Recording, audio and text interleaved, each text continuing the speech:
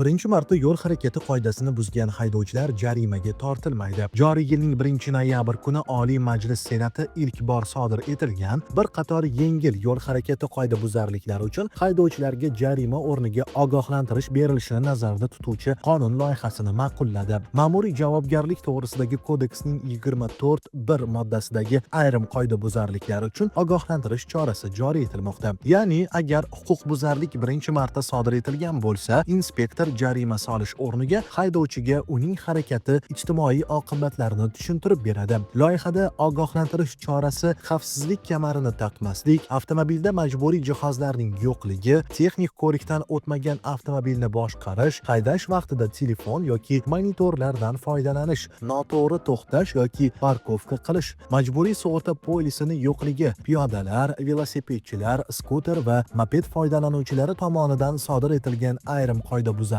uchun ilk bor sodir etilganda qo'llanilishi belgilangan. Bu xabarni haydovchilarga yuborib qo'ying hamda kanalga obuna bo'ling.